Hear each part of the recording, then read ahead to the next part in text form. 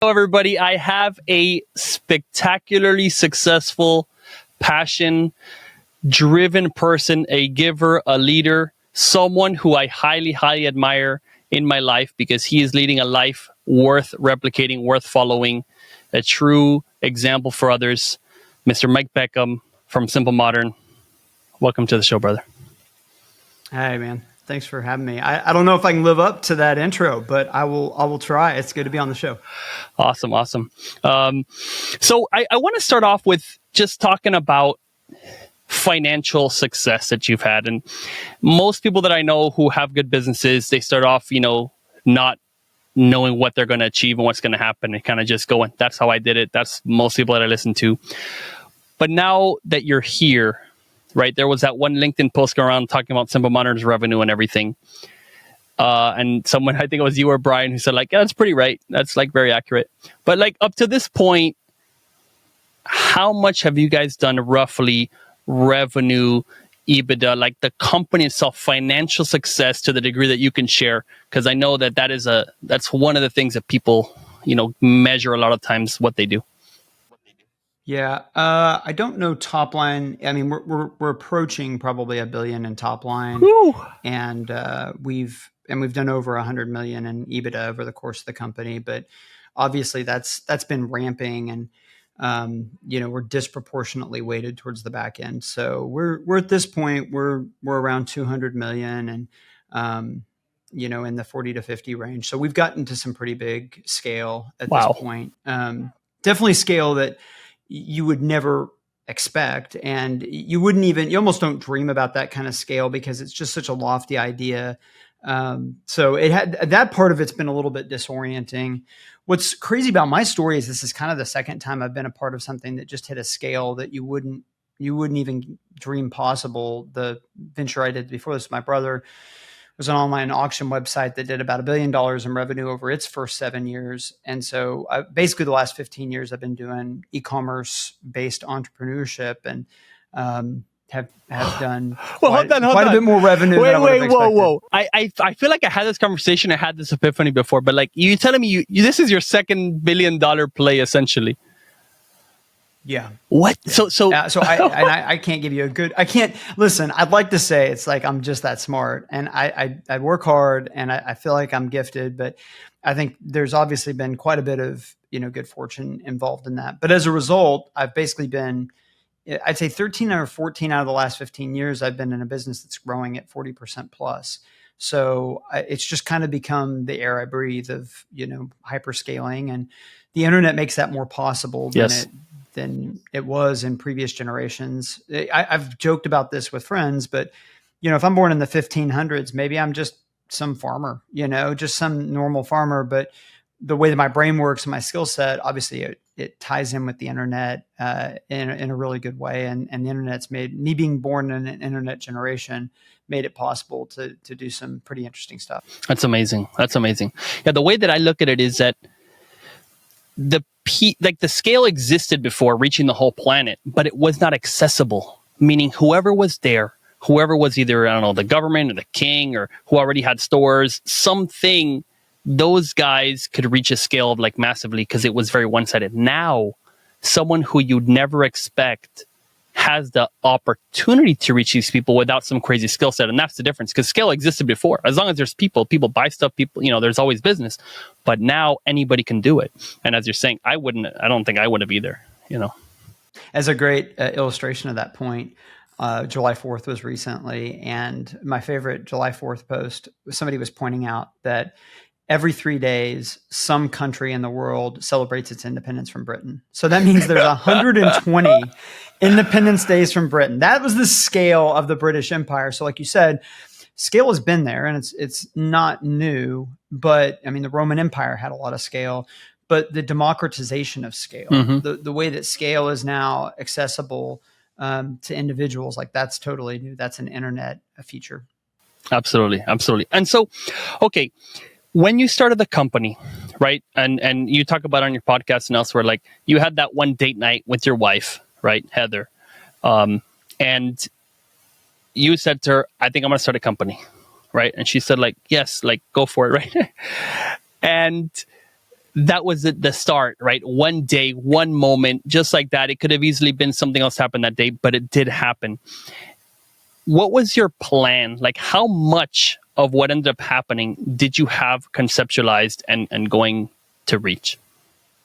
Yeah, so I've heard this said before, but I think it's good that you want to be close-handed with principles. You want to be open-handed with tactics. And I think that the company is really a good reflection on that. I had some principle level convictions, I'd say, that those were going to happen. One of them was I wanted to work with people I enjoyed. If I'm going to spend 40, 50, 60 hours a week building something, some weeks more than that, I want to be doing it with people I enjoy. Another was I wanted to be able to draw a straight line from whatever I did, whether it was nonprofit or for-profit work, and actually making some kind of a tangible, positive impact in the lives of people.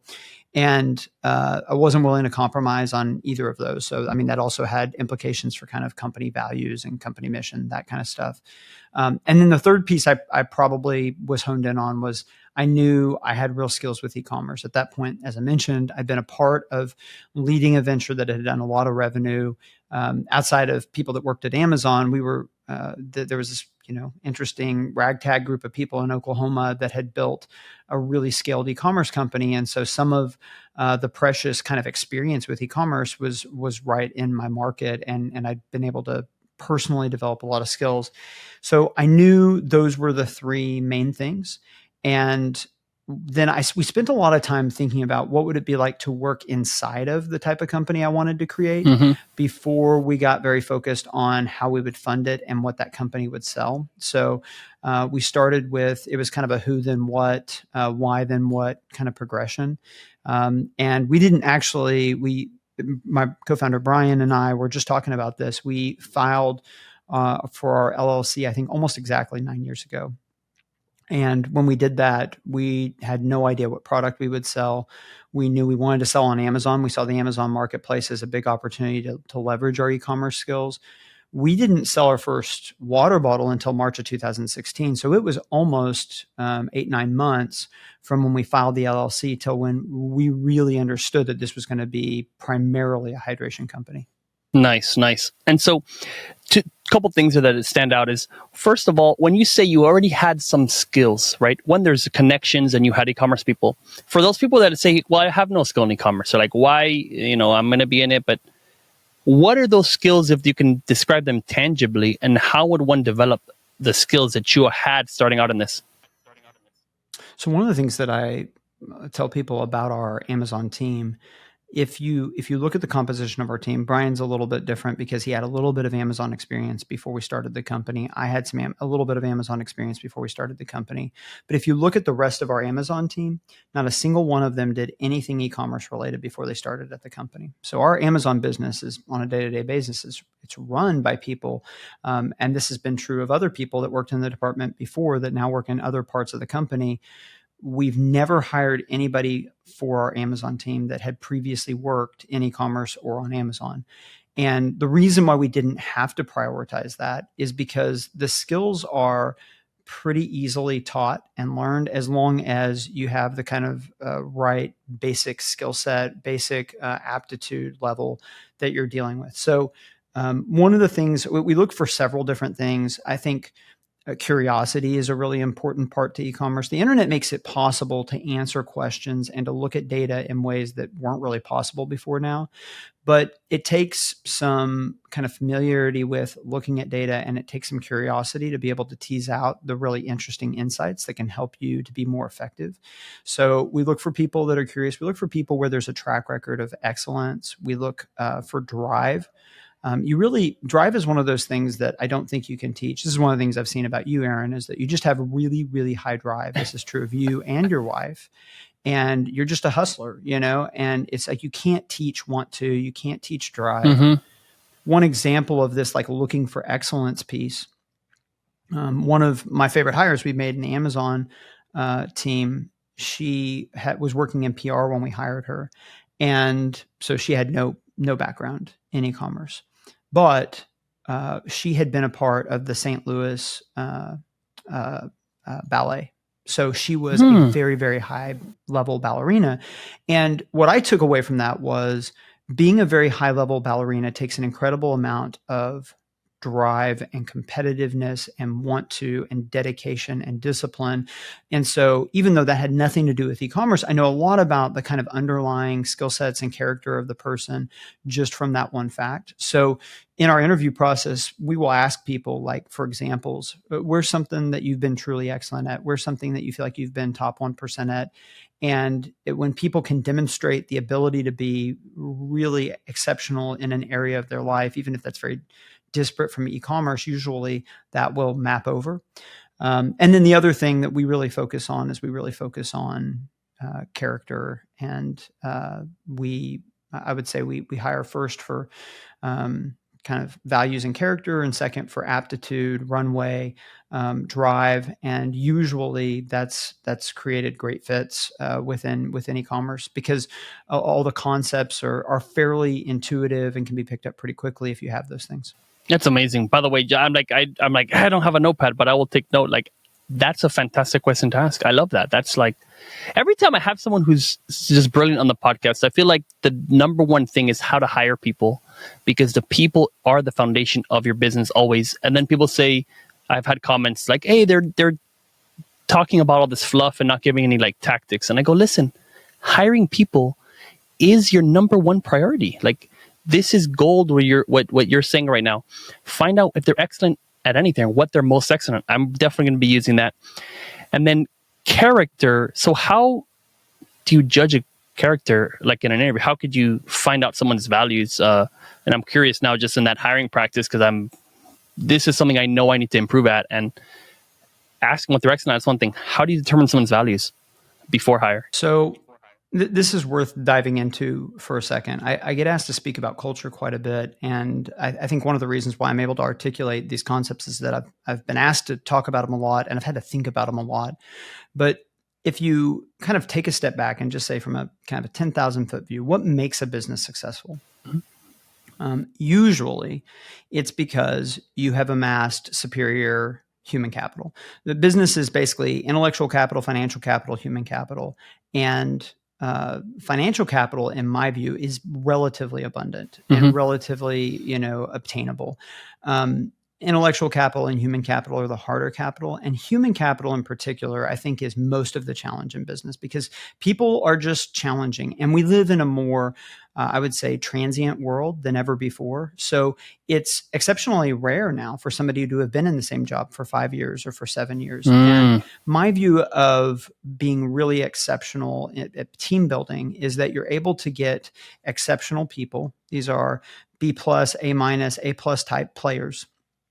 And then you're able to keep them together for an extended period of time, because a team's performance isn't simply its talent. It's also its ability to work with each other. A great illustration of this, think of any great sports team. Think of the Golden State Warriors. Yes, they had Hall of Famers. They had Steph Curry. They had Klay Thompson, Draymond Green. They had a great coach.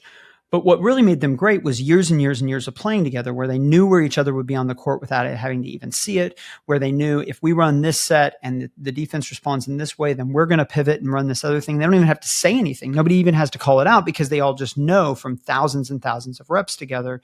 This is the way that great teams work, is that they have a lot of talent and aptitude, but then there's a kind of a chemistry and a kind of an understanding that develops over time and repetitions.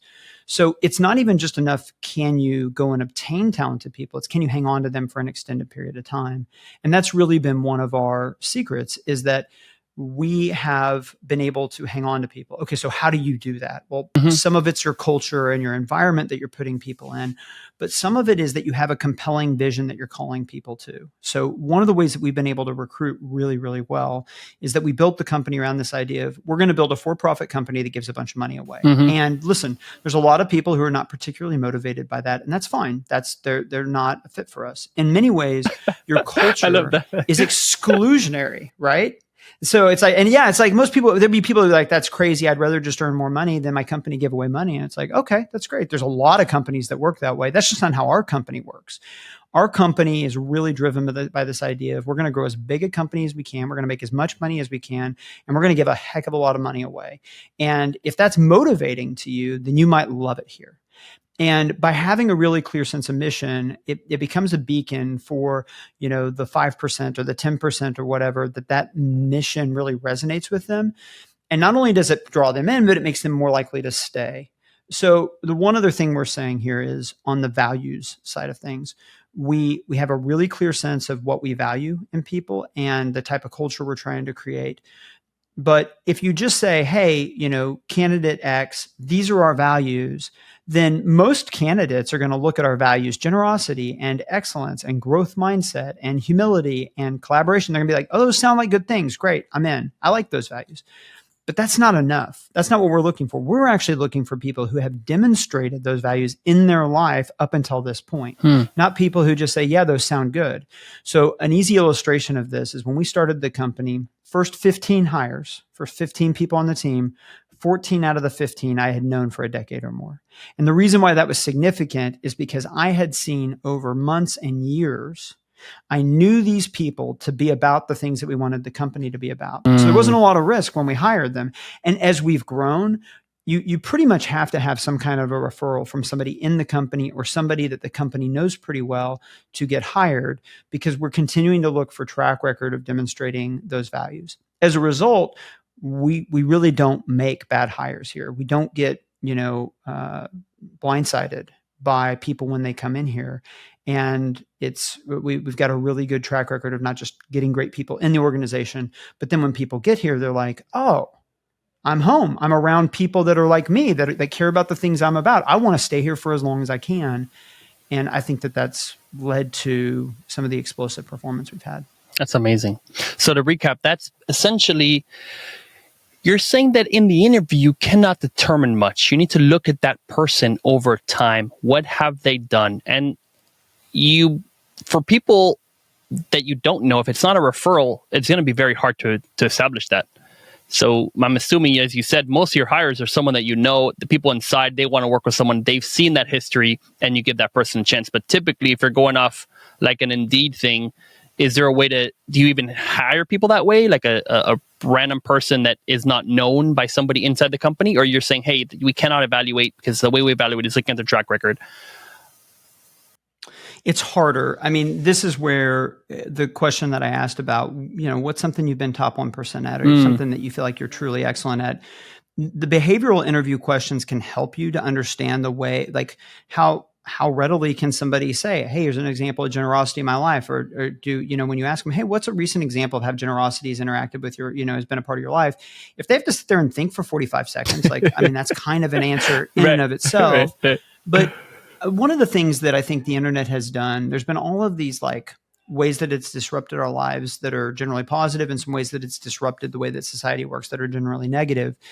Historically, if you were going to hire somebody for your business, you're definitely hiring somebody that has grown up, is living locally to you, and where the community knows them, and there is a reputation, and there is a track record, and you could go and talk to people and find things out about them. In a world where your employees might live, hundreds or thousands of miles away, that is harder to do.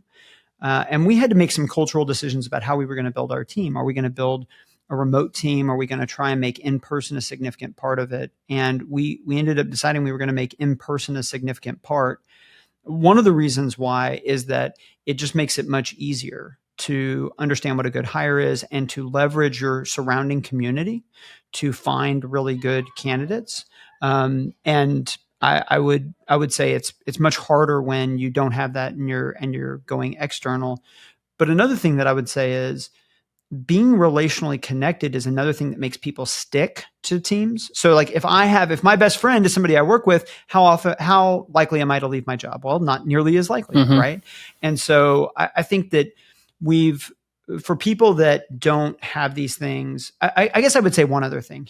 There's a negative selection bias in that somebody who is looking for a job is somebody that for some reason doesn't have a job or is unhappy with their job. And that can be a really good person that was in a bad situation, or that could be somebody that's a malcontent, or that could be somebody that got fired because they weren't very good at their job. And so actually the best candidates you're usually not going out in the pool of people that are saying, I'm looking for a job right now. Exactly. And a lot of people we've hired, they left jobs to come to this job. It wasn't like, I need a job right now. It's more like they send us a message on LinkedIn and say, I really admire what you're about. And, I've got a great job, but I think I would like working there even more. If you ever have something open up, I would love you to consider me. So I think if the point that you go out to kind of the broad candidate pool, you've got to do a lot more filtering. And you're probably, I just think the reality is you're probably going to have more people that come in and aren't exactly what you expect. The research on this is really clear. We dramatically overestimate our ability to evaluate people in an interview process. And the easiest way to predict future behavior is past behavior. So the more that you're able to look at past behavior, the better that you're going to be at hiring. Love that. And I think that's a key thing. And do you guys, I know we're going to go a lot into this hiring thing, so maybe make it quick, but do you do poaching? Like, do you look for people who are in another place and like, hey, head of sales of, I don't know, General Mills or something, and go after that? Or you're mostly getting inbound? So if someone's not on the job market, is going to be, they're employed somewhere else, you want them, or you're waiting mostly for inbound? We've generally gone inbound because a couple of reasons. One is we really like to promote from within.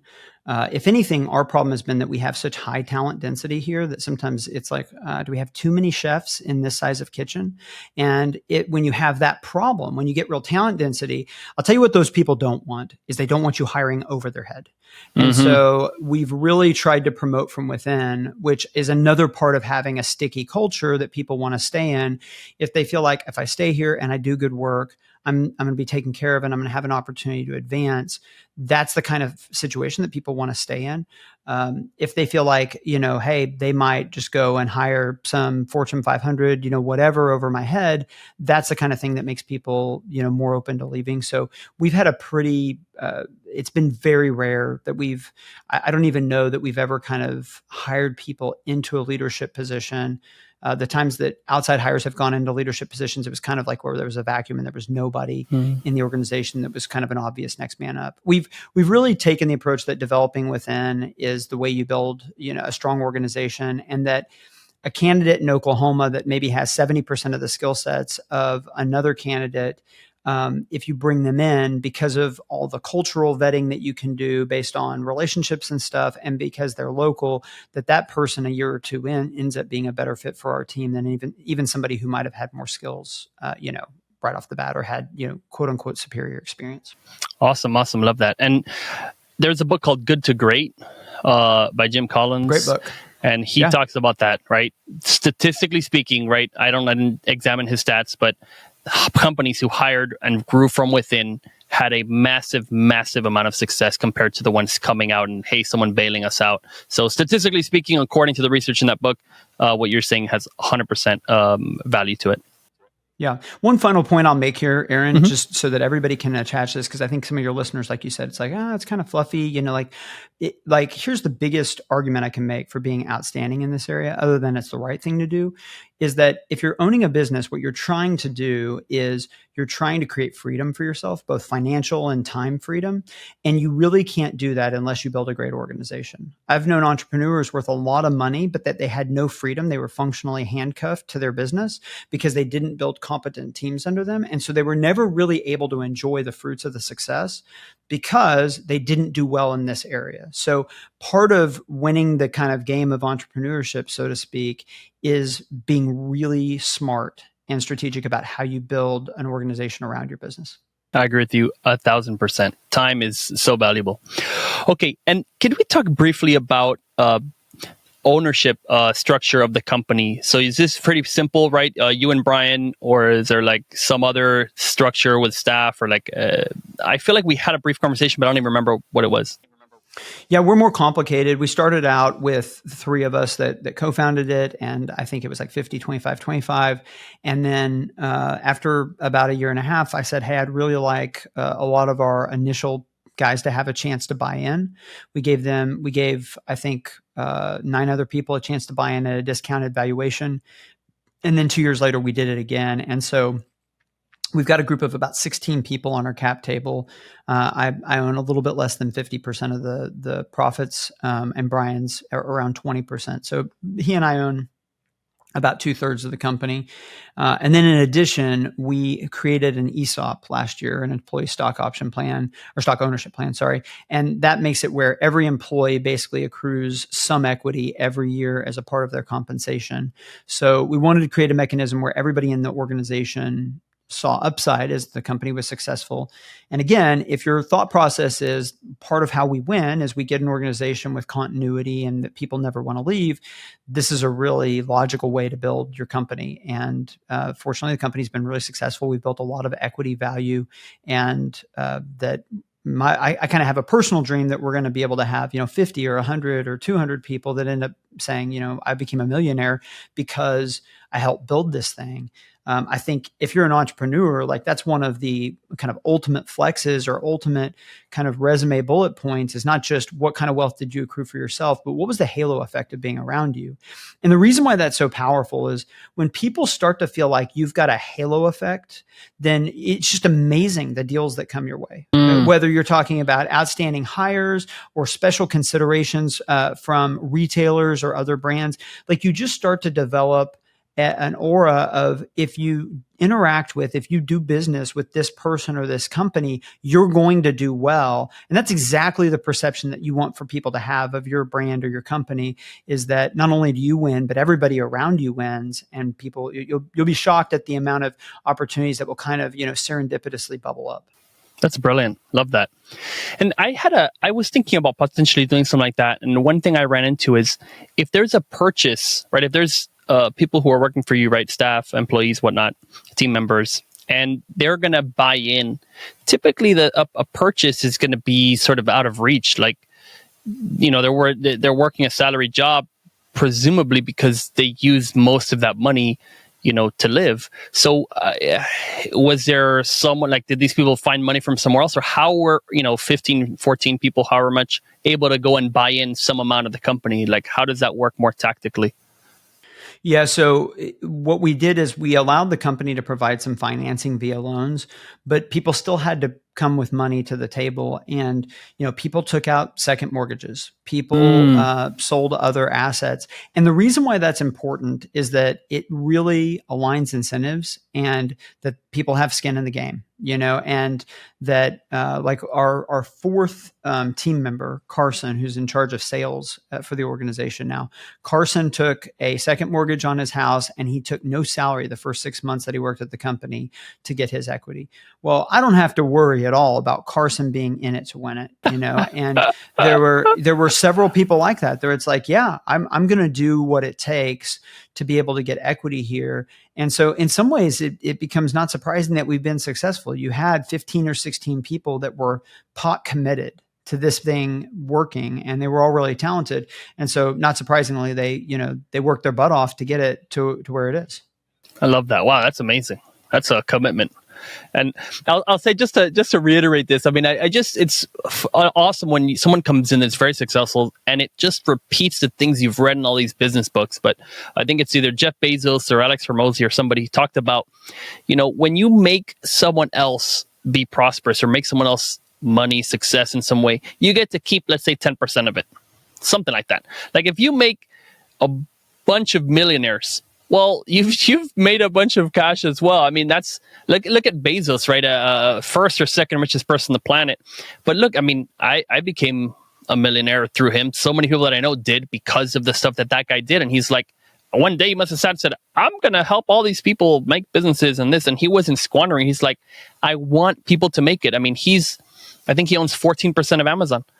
But how many pension funds and this and school teachers and this and stock people have made money through what this guy has done and envisioned? And so I think that is a brilliant thing, and it is extremely smart because you have people rooting for you. And yes, making people wealthy is a wonderful goal because so many more options happen. And this is why entrepreneurship, It's why entrepreneurship is so great. I mean, you really can have such a positive impact on, and not only did Jeff Bezos, bring wealth to all those people via equity ownership, but think about how he's indirectly or directly put more money in people's bank accounts, increased people's standard of living by all the efficiency that Amazon has unlocked, right? Like when entrepreneurs do good work, excellent work, everyone prospers. Everybody wins. And so I think I've told people, I was in the nonprofit world before this, but I've come to believe that the easiest way to impact and change the world is to be an entrepreneur. It's to start a company. And I really do fervently believe that. And I just think it's a worthy way to spend our time. But you're making the point that many people miss when they get into entrepreneurship. The way you make money is by serving other people. The way you make money is by first saying, how do I help a whole bunch of other people win? And when they win, I'm also going to win too. Unfortunately, a lot of people will approach entrepreneurship with, I want to win. How can I win? How can I get people to do things that help me to win? And it's a backwards way of thinking, right? Start with, how do I solve problems? How do I help other people? How do I help a bunch of other people do better or to thrive or to win? And then you know what? There's always going to be margin and profit for the person that organizes that. Brilliant. So true. So true. And it's a very interesting thing when you started in missionary work. And I also did that when I was 18. I joined and I did religious work for several years. So we share that in common.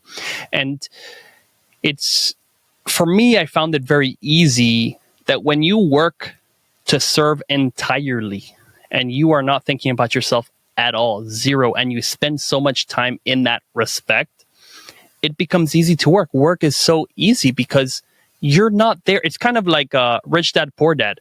I think one time, Robert Kiyosaki, he asked his, rich dad or something like, how much, the dad asked him, how much could I pay you to work here or something? He said like zero, because I know I'm doing this other thing. I don't need to get paid for the work I'm doing because I'm building something. Mm-hmm. And when he reached that point is when everything opened. And I feel like having that work, when you spend so much time literally serving other people and not for pay, it becomes easy to then serve in business because you're just like, I'm not going to do something that is, I don't know, soul sucking or like greedy or something poor, because your overall values, as you mentioned, is serving. And if you serve through business, you will have, and serve successfully, because you could attempt to, and nobody wants what you're selling or what you're doing, and you fail. But typically, if you're actually really, really serving, you will succeed. And so I think that's a great foundation.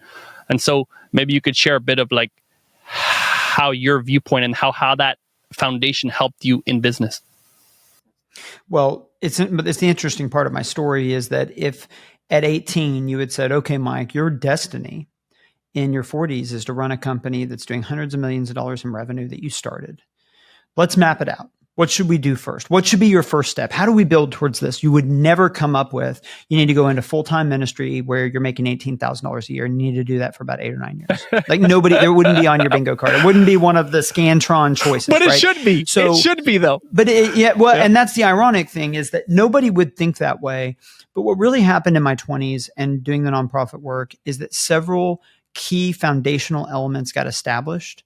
So I really had a clear sense of, first of all, I had a clear sense of my partner. I got married. My wife and I developed a really strong relationship. If you're not in a serious committed relationship, I would advocate for it. This is, most successful entrepreneurs, this is true of them. Mm-hmm. And it's counterintuitive because a relationship takes time and capacity away from your work, but it makes you so much better in a bunch of ways that you couldn't even anticipate. I would never have been able to do the things that I did if it weren't for my wife. One simple example of this is when you find a partner who complements you, then it's kind of like 1 + 1 = 4. I am not naturally like a high empathy person, but my wife has really taught me about empathy. So when I learned how to communicate with empathy, and I learned how to do some things that naturally I would not be good at, all of a sudden my skill set grew, my effectiveness as a leader grew. So found my person and established that. I would say I developed a really strong worldview. The reason why a strong worldview matters is that you have to have some kind of narrative or understanding of the purpose of your life, what you're trying to accomplish, what we're all doing here, and that will drive purpose and mission. It's very difficult to recruit people to want to do something with you if you feel lost and you feel like you don't even know what you're trying to do. And like when people don't have a clear sense of mission or purpose, they tend to default downward to money. And a lot of business, that's what it is. You've got leaders that don't actually have anything particularly compelling guiding them. And so it's just like, well, let's try and maximize profits. And this does not really capture the passion of people, especially really, really talented people. They usually want something a lot more than just making money. They can make money a bunch of different ways. They want to be a part of a business where there is a larger thing they're a part of. So I think me having a sense of, and this is, the way it expresses it in our current business, is that we give a lot of money away. And that idea came partially from me being in a role where I had to raise support. I was dependent upon people that were giving, and just my larger kind of sense of I want to make an impact in the world and other people's lives. So a third thing was I got very good at selling. And you have to get good at selling. You are a natural salesman, Aaron. And what's ironic is that e-commerce, in a lot of ways, you'd say, well, how much does it matter if you're good at sales in e-commerce? I still think it matters a ton. Like I saw you at a conference do a tear down of somebody's listing and how could you make this listing better? But you're thinking like a salesman. You're like, what is the person that's looking at this? What are they thinking? What are the features that I need to educate them about? What are the questions that they're having? What are my rebuttals to, the potential sticking points that they might have? Thinking about how to sell, like recruiting people to your company, sales, selling it into physical retail or wholesale sales, and if you think about it, I'm selling a lot, even still in my role. And I developed the ability to communicate persuasively, which is really all sales is. The other thing that happened, and this is more of like why my family, I think, is thriving in this season, is that my wife and I really established clarity around how we thought about money and where we were going to look for happiness and fulfillment. And we realized that it wasn't going to be through possessions. That really mattered, I think, when the money started to scale up. And one of the things that I've spent a lot of time doing is I spent a lot of time talking to families that have made quite a bit of money in the business world. And specifically, I want to talk to families where there's kids or grandkids that have come out fairly normal. And I like to talk to the kind of patriarch that made the money and say, okay, what did you do? And they definitely handle things differently because the statistics say that having the level of success we've had with the company is most likely going to harm my children or my grandchildren, that it's going to lead to addiction. It's going to lead to, the wealth being squandered or, just bad things in general. So I've been really interested in this idea of how do you create a situation where having a lot of resources that you're in charge of doesn't, capsize the family. And I think for my wife and I, one of the biggest things that's protected us is going through a period where resources were not a driving force and we didn't have a lot of them. And we didn't think about that as being, what would make us happy. So then when God really changed our situations, now we've got way more, like I tell people, I've got, more money than I could spend in 1,000 lifetimes, but I've only got the amount of time that I can spend in half a lifetime left. And that it really helped to frame that up for us. So there were all these things. I mean, I think running a team, how do you run a team? How do you attract people? I got good at all those things. And when I got to 30, I thought, well, I guess I'm not ever going to do business because I was still in ministry. And then obviously my story changed a lot. But I would never be as effective as a business person if I hadn't had that experience. It's incredible. So can you tell me what you've talked to these people? You left me on a cliffhanger here. You've talked to all these guys who have their families that are working out. Like, what's the secret? What things have you extracted, and how are you guiding that with your kids and future grandkids? Well, one thing that's interesting is that they did take different approaches. There's not been one like, okay, you always do this. I think in general, the idea of just like none of us would let our kid get on Instagram at 6, we'd be like, that's a bad idea. Like, I'm not going to let my kids smoke cigarettes when they're 6. Like, might not ever be a good idea for them to smoke cigarettes, but definitely not, at 6. In the same way, money is definitely like that. That like, if we give our kids lots of money, indiscriminately early before they've developed wisdom, it's going to have really negative impacts. I think that's universally true. Mm-hmm. There is definitely a trend that these families, most of these families have kind of shied away from generational wealth, which is interesting. Like, there's families worth hundreds of millions, families worth billions, where it's like the grandkids are not inheriting that. It's gone into a charitable trust, which isn't to say that there haven't been some benefits for the second generation or third generation. There's definitely benefits, but that the vast majority of the wealth, they haven't been like, okay, we're going to try and pass this down. And the statistics say that by the third generation, the wealth's almost always gone, even if you're trying to preserve it. Which is interesting. I mean, I was talking to somebody just last week in my office where all they do is, working with trusts and handling families' estates. And they had just set up their trust. And so I said, okay, I'm really curious. This is all you do. You talk to families.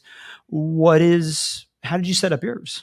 And they said, well, I wouldn't tell many people this, but I know that you're kind of already thinking this way. Like, I made it where 95% of our estate is going into a charitable trust and only 5% goes to the kids. And they're like, we're not anywhere near your level, but they're like, even still, there's still enough based on all the things I've seen that it could do more damage than good. I think the other thing, and I'm actually going to brag on you for a second. So the last time I saw you, you told me a story about your daughter. She got the phone and she got on the App Store and she bought a bunch of stuff, right? Mm-hmm. So tell that story. Yeah. So Luna, she was, I was out, we were in LA. We're actually doing, visiting the TJMX, buyers in the store. And so we're in a hotel or Airbnb, and, we went, and while I was there with the buyers, I was going into the store, and my phone, it was the bank calling, and they're calling for fraud. And I go, fraud. And I go, oh, and I checked and I go, no, I have my card on me. I didn't lose it. What are the transactions? And it was money from the App Store. And I go, and I immediately said, oh, that's fraud. Like, I had no idea what was happening. I was like, oh, I didn't spend, all this money on stuff. My card must have been stolen, or someone took it on a waiter took it. I don't know. And they said, okay, we're reporting it as fraud. And I said, wait, no, hold on. My daughter is in the Airbnb and she has the iPad. And so what she did was she had got this game called Township, whatever. She literally just got it. She had burned $850 on the card in a matter of 30 minutes. It was unfathomable. Like, in my day, a video game was like, $10 a month or something. That's all you could spend. Now you could spend that kind of money fast. So we're talking a ridiculous amount, so much that they called me for fraud. We locked it down, but those purchases went on the App Store, and she had consumed that because, I guess, I don't know, to make a building or something, whatever. She used all of it, so she couldn't return it. It was used money. So I made a claim to Apple, and I said, listen, my daughter stole somehow her fingerprint read as mine, because I needed a password. She didn't know the password. And somehow she did some finger something, and she blocked and she cracked the code. She spent the money. It was gone. Apple, I spent, I don't know, at least an hour on the phone with different reps and they said nothing could be done. Appeals. We got none of it back. And I said, Luna, this is on you. You spent it. You knew what was happening. You're going to pay it back. And funny enough, it wasn't like a tantrum or anything. She's like, okay, I'll do it. And so she went out and she was part of the Scouts, right? I mean, I guess it was like Boy Scouts, Girl Scouts, whatever it is, but it was like more the Boy Scouts part. And she sold $5,000 of popcorn in like a month or something. They're outside of Lowe's, outside of these places, and then they give you like a commission. So she made something like $400 or $500 out of that. Then she did, I forgot all the things she did, but she made all of that money back and she paid it back. And I will tell you, she will never again go on this app and spend all this money, because she paid every single penny of it back. And now there's a further development that we haven't talked about it yet, but now she's selling paintings. And she's a great drawer. She's a great artist. And so she's drawing these different paintings these days. And she started selling them at $5. Then she sold it for $20. Then she sold it for $25. Then she got someone to buy it for $50. They're great paintings. I've actually, one of my reels on Instagram, I have it there. She did it. She's a phenomenal artist. I don't know how it came out of her, but she also is knowing that if she wants to buy something on a game or do whatever, she has to make the money. She's made in the last 2 weeks, I want to say like $500 selling paintings. Wow. Now she's selling for $100 each. they're works of art. It's amazing. But she is going, and I don't give her money. Here's my whole point in having you share that story, because it encapsulates in an illustration what the parents who got it right did. There's several things that went on in that. And, the way that you think, Aaron, I'm sure from the very beginning, you were just like, well, she's paying it back. You didn't even think about it. But usually what happens when there's wealth is it's like, oh, well, you made a mistake. Don't do that again. That'll cover it up. Dad has $850. And you went the other way. You taught her responsibility. She had to get out there and she had to invest sweat equity. And in the process, she got better at selling, which led to these things with the paintings. It's like, it was actually a pretty seminal experience, the way that you handled that with Luna, that is setting her up for success in a way that maybe even as it was going on, you couldn't have seen the ripple of that. But having talked to all these families, like that's an example of setting your children up well.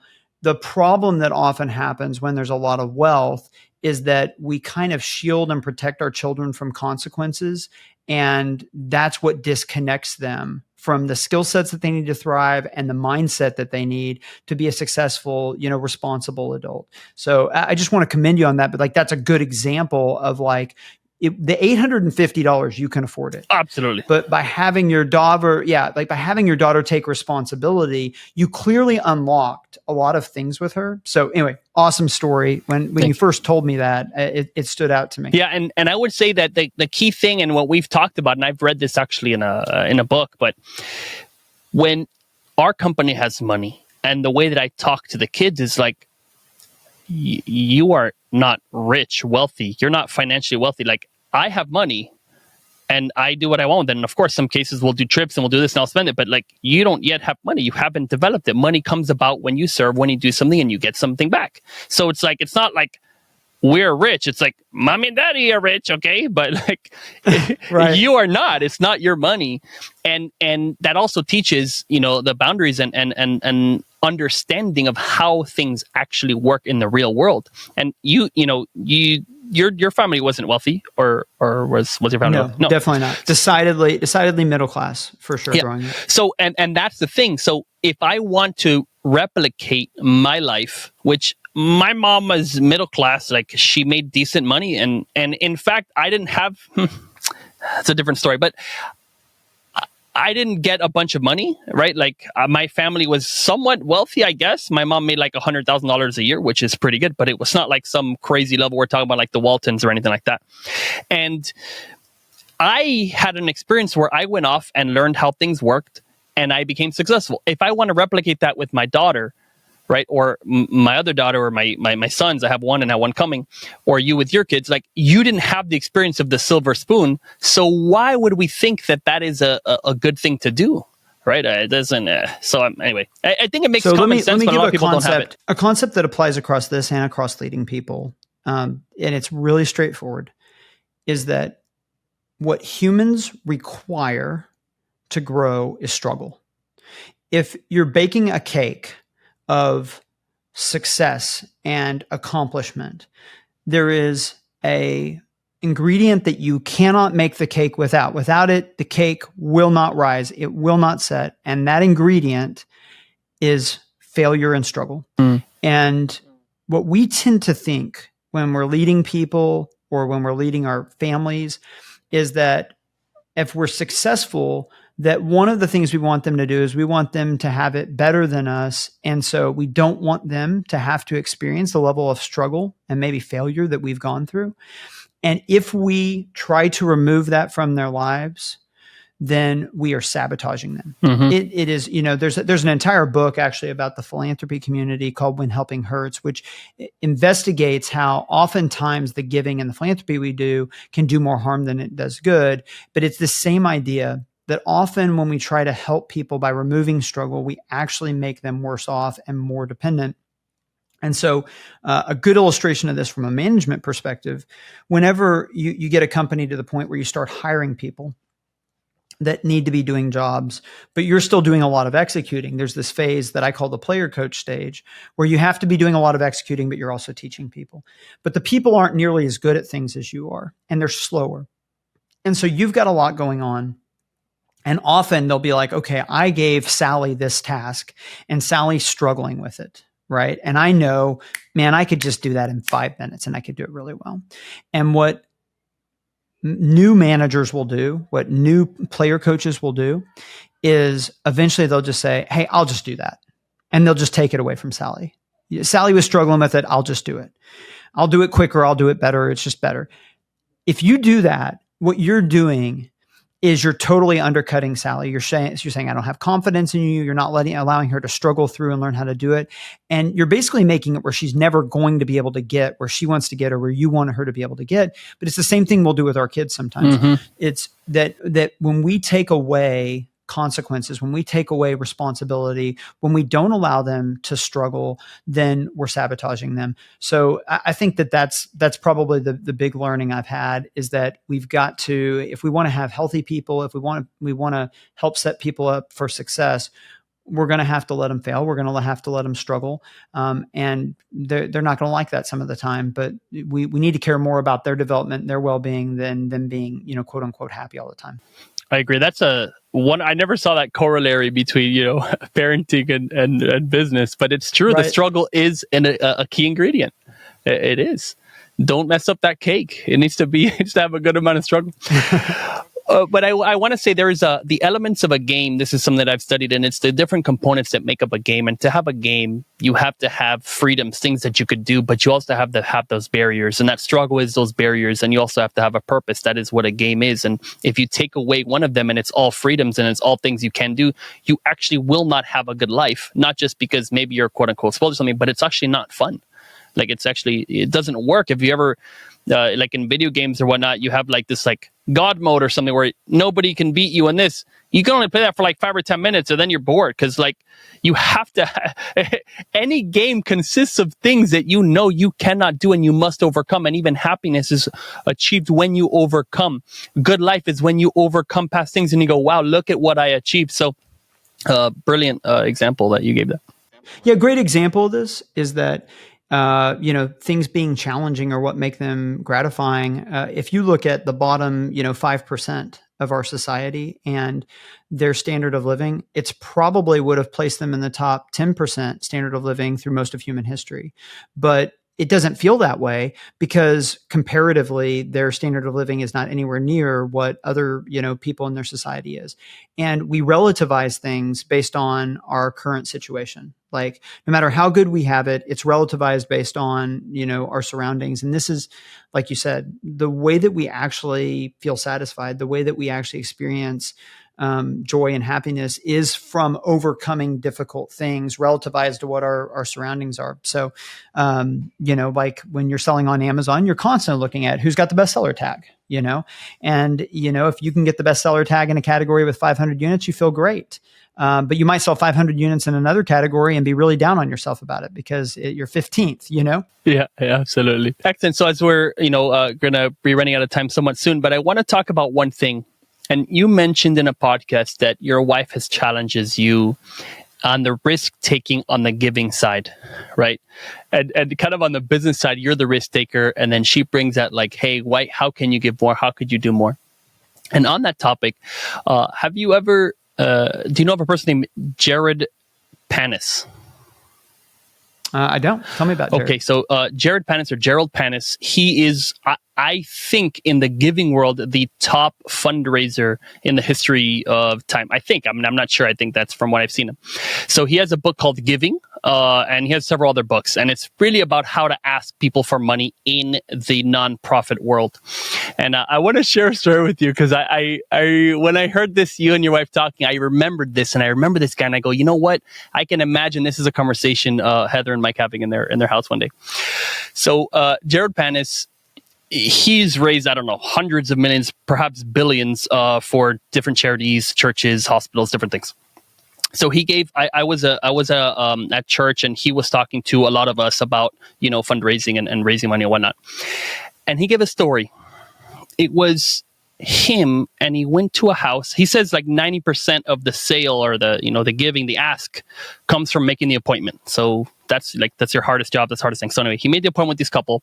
He went to the house. This is pretty much the entire conversation had. It might have been 5 minutes long. These are givers. They believed in the cause that he was asking them money for. They were in it. They were extremely wealthy. We're talking about at that point, like, I don't remember now. It's been so long. What I believed wealth was then, now, and then it's probably very different. But I believe they were in the many hundreds of millions, like, cash. Like, these guys make a lot of money, and they were doing tithing. So they were giving 10% of the income to this cause. And Jared Panis went up to them. I don't think this is in his books, because this is him talking physically to us. And he asked them. He said, Mrs., Mr. and Mrs. Johnson, whatever their name was. I would like you to consider, okay, to go from tithing to double tithing. That's how he asked them. Like, I would like you to consider it, as opposed to, hey, could you do it? He says, I would like you to consider it.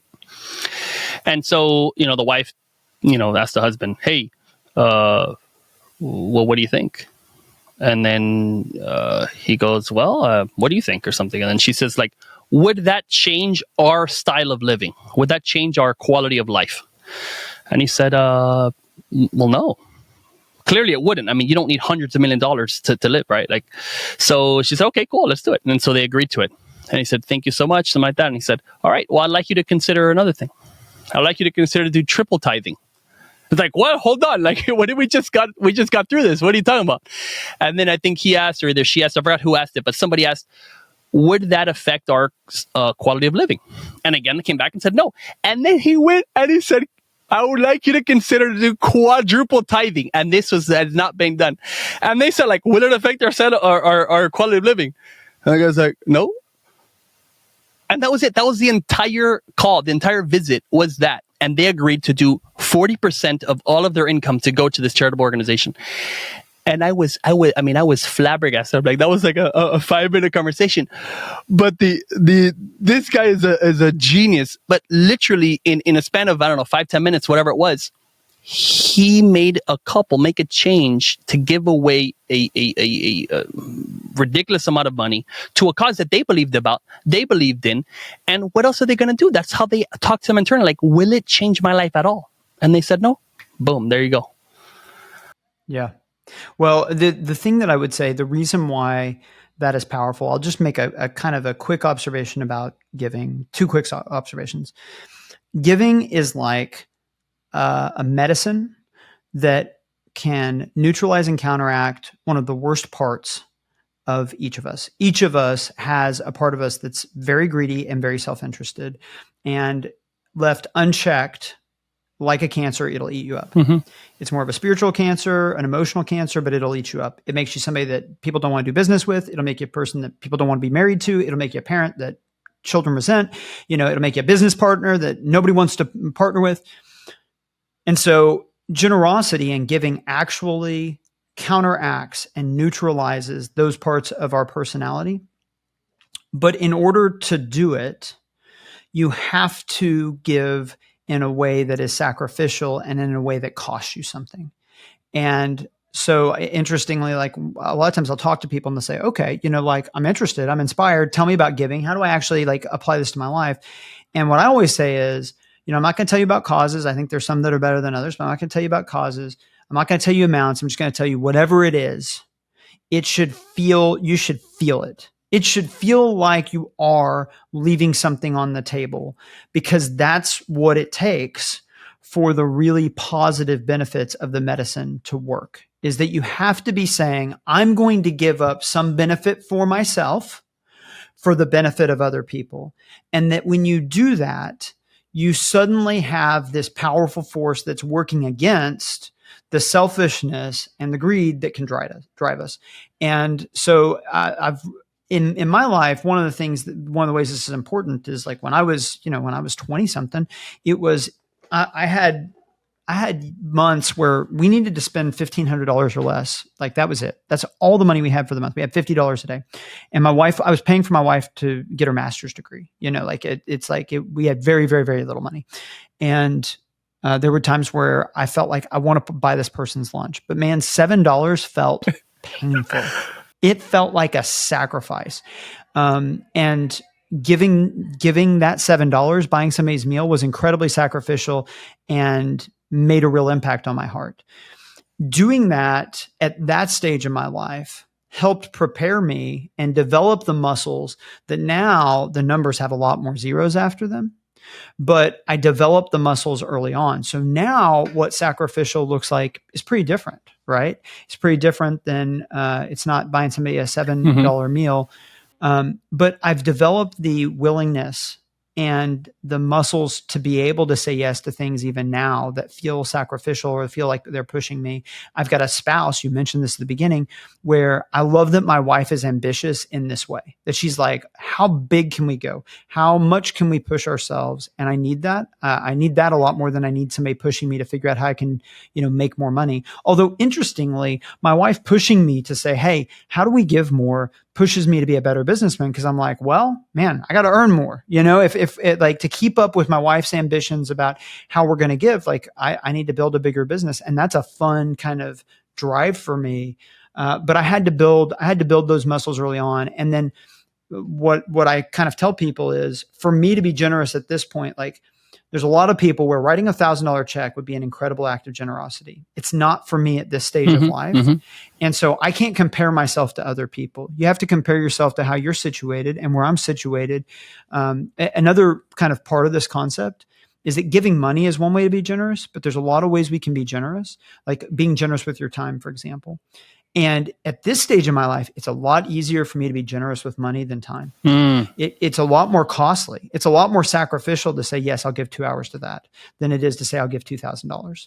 And so that's been a challenge to me. I don't want to tell myself, hey, just because I wrote a few checks, I don't have to be generous in any other area. Wow. I've kind of checked that box. I need to be generous in these other ways. So anyway, it's something that no matter where you are in life, it looks a little bit different, depends on your context, but asking the question of, where would sharing with others for their benefit, where would it be costly to me and where would it be beneficial for them? And I think you'll find those areas and you'll be happy that you did. I mean, like, this is one thing that's documented throughout human history. It's a feature, not a bug, of how humans work, that generosity helps unlock joy and meaning and purpose for us in a way that you can't do without it. Absolutely. I agree with you wholeheartedly. And if you have I have a couple questions from a few listeners that they had. Hit me up. We'll do some rapid fire questions. I'll keep the answer shorter. Let's do it. Okay, so I think we answered this one. How does a mission-driven brand made it easier to grow, or has it made it harder? Actually, no, we didn't answer this. Has it made it easier, or has it made it harder to grow with being mission-driven? I don't think it's impacted customers much yet, because we haven't made it much of our branding, although we're going to be doing more than that. But it helped me to build a world-class team. And I would say that's actually the most important thing. If you have a great team, you're inevitably going to win. And the mission made it really easy to recruit exceptional people and hang on to them. So it definitely helped us, just not in an obvious external way. Phenomenal. And then another one is, how have you managed the cash flow while scaling? As far as, we know that it's a bootstrap company. So how do you manage it with such a rampant growth? Yeah, totally hand to mouth. And you've got to build your team with people that are willing to play the long game. We mentioned it. I underpaid probably all of my early executives. I mean, it was kind of a badge of honor that you took a pay cut to come here, but you had equity considerations. I read recently, and working backwards at Amazon, nobody in the company had a salary above $160,000. They had like a stock kind of bonus component to their salary, but nobody made more annual cash compensation than $160K. And we definitely had a phase like that in the company. And then we had another phase in the company where, because I had the most equity, I took less compensation than any of my senior leaders in terms of annual cash, because I could afford to do it. And we're in a different dispensation now where we have a lot more free cash flow probably than we can even reinvest in the company. But there were some very hand to mouth years, and you've got to be willing to think long term. One of the ways I'll say this to people is, when we got initial traction, we could have just said, hey, we've got a nice little lifestyle business that we can make $2 or $3 million in profit from. And me and the co-founders can, take some money out of that. And we could have done that for 2 or 3 years. Now the brand would have gone, we would have gone away because we wouldn't have built a brand. But instead we thought bigger and we thought longer term, which meant that early on there was a lot more struggle and there was a lot less, resources. But we bet on ourselves and it's paid off. Now there's way more resources than we could have dreamed. But it came from making that decision to be lean. And the one other thing I would say here is that I'm a big believer that the scarcity is good, because it helps hone the ability to make wise investments. Mm-hmm. That actually your ability to become a good investor is highly correlated with how much you need to not lose that money. And we needed to not lose money. We needed to not have bad inventory buys. And so we got very, very good at evaluating investments. And as we've scaled and there's been more money, that's obviously been a great skill to have. Spectacular. Okay, good. Last one. Well, actually, two more real fast. Why did you decide to do Vendor Central? Like some Vendor Central, I guess you have a mix. Amazon approached us in late 2019 and said, you're getting big enough that we think we want to have you as a direct vendor. In Amazon, the marketplace team and the vendor team, they are competitive with each other. And so the marketplace team was saying, don't do it. The vendor team was saying, you really should do this.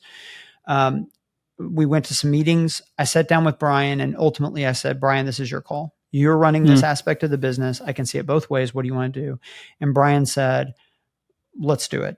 He said, having direct relationships, people we really talk with, feels better than the alternative where we're dealing with an algorithm a lot of the time. We'd had a situation where we had the account suspended for a couple of days at the beginning of a Black Friday week, which was really scary. And it was like we couldn't get anybody on the phone. And it just felt like if we're going to be doing the kind of volume that we're doing, we want to have actual partners in this. We made the switch in March of 2020, and it's a very long story, but basically, if you imagine the absolute worst time that you could go through something as disruptive as going from 3P to 1P, we picked that exact moment. Oh my goodness. And it was harrowing. We very quickly realized, wow, like the logistical infrastructure we need to support them as a 1P vendor, we don't have any of these muscles, and it sucked, and it sucked, and it sucked, but we got through it. And what's interesting is now today we've got a much better situation than if we were in the marketplace. But it was because we were willing to go through the difficulty and build a bunch of the kind of operational muscles. So, in the end, Brian made the right call, but there's a lot of brands where being 1P, 1P requires a lot more operational abilities. And, we're very omni-channel, so it makes a lot of sense for us now. It's not right for everybody, but for us, we were at that point, I don't know, we were probably 30 million or something in sales, and it really made a lot of sense to look at it. Brilliant. Okay, and then what do you use to manage your very large catalog? So it's all internal tools. We've built some internal tools, and we've had several different iterations. I think the problem for us is that it took us a while, and by a while, I mean probably several years, to really understand exactly the way that the business was going to work and the way that we wanted to manage all of these different SKUs. Like we'll do different SKUs for Target and Amazon and Walmart, for example. So all of our channels will have different SKUs. So it's really in the last year or two that we've started to, I think, have a real clarity of thought about exactly how we'll probably manage SKUs and product development going forward. And we've probably got another iteration. Maybe we'll use a PIM system that's external. We're still what system? trying to decide that. Oh, so a product information management system. Okay. Like there's our systems that do this, but interestingly, I'm in some chat groups that have all 9-figure sellers in them. And when I ask them, hey, what do you guys do for product information management? It's like Google Sheets, Notion. It's crazy. Like everybody's just got some kind of homebrew concoction. So there's not really, any kind of secret industry standard that everybody's using. This is one area where everybody's kind of doing their own thing. Awesome. Thanks so much. And so is there any way, if anyone wants to reach you or get any information from you, like maybe not reach you directly, but how would they find you, and any parting words? Yeah, absolutely. You can find me on Twitter and LinkedIn at Mike Beckham SM. And, I think the parting word is love being a part of this community.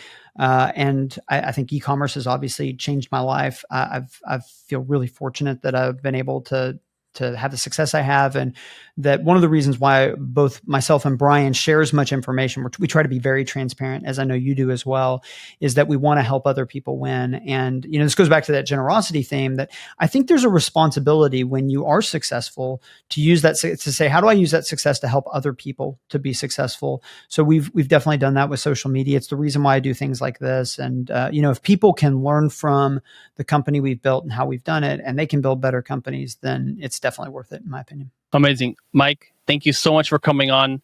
Guys, Mike Beckham, co-founder of Simple Modern. really check this guy out. The Nine Operators podcast, or the Operators podcast, talks about there a lot. He's on there all the time. Thank you so much for coming.